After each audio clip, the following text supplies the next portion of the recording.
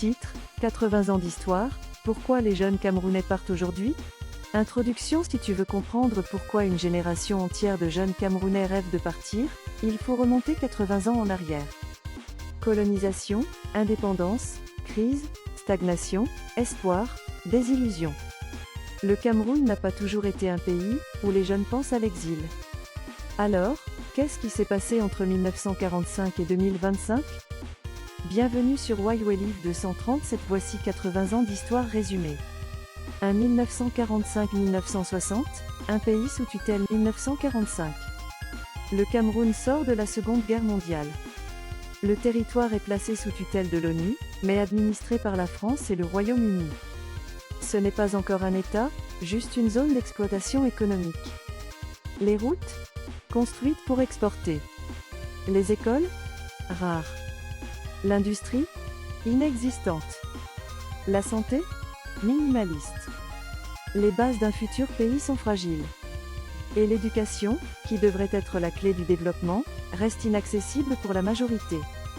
Aucun pays ne peut retenir ces talents-ci, dès le départ, il n'a pas été conçu pour les former.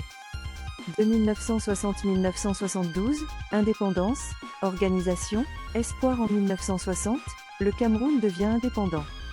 En 1961, la réunification crée un nouveau pays.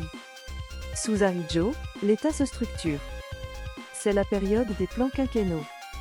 On construit des routes, des hôpitaux, des écoles. La fonction publique devient un symbole de stabilité. Pour les jeunes de l'époque, l'avenir est simple, étudier. Puis entrer dans l'administration. Pas de fuite des cerveaux. Le pays attire même des compétences étrangères. La confiance est là. Le futur semble possible. 1972-1982, le miracle camerounais. Dans les années 70, on parle du miracle camerounais. La croissance est forte.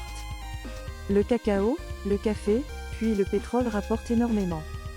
Le Cameroun construit des entreprises publiques, des banques, des infrastructures, et un système éducatif qui commence à se démocratiser.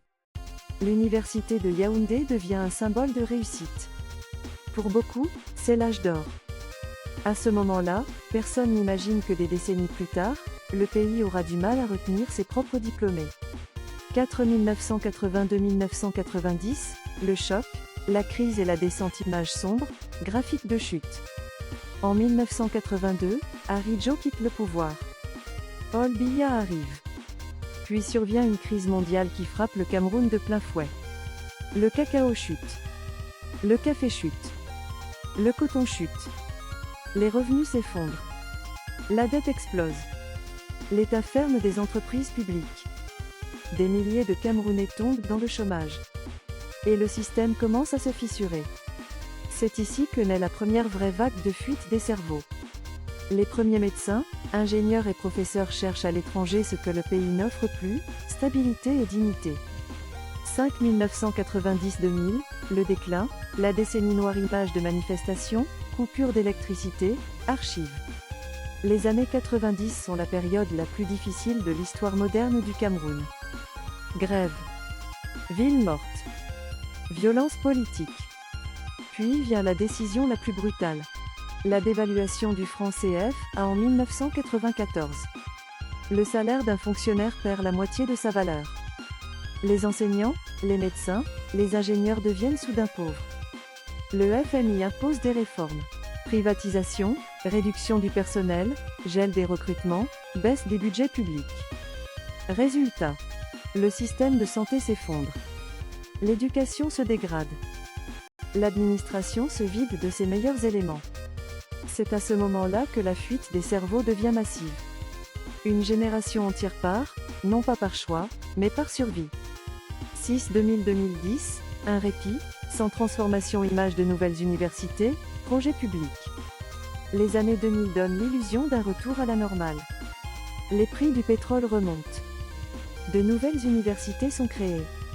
Quelques routes sont réhabilitées. Le pays respire à nouveau. Mais au-delà de la surface, rien ne change vraiment.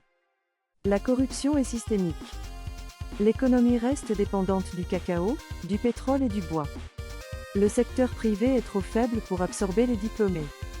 Et la fonction publique n'embauche presque plus. Beaucoup de jeunes formés pendant cette période vont étudier à l'étranger. Et ne reviennent plus. 7 2010-2020, les grands projets. Et les grandes illusions images de stade, autoroutes inachevées, barrages. Les années 2010 sont celles des grandes promesses. Émergence 2035, barrages, autoroutes, stades, port en eau profonde. Sur le papier, c'est le début d'une transformation économique. Dans la réalité, retard, surcoût, malfaçon. Le Cameroun s'endette, sans se développer. Et pendant ce temps, Boko Haram attaque le nord, la crise anglophone dégénère, le chômage explose, les services publics se dégradent, le pays forme des ingénieurs, des informaticiens, des médecins.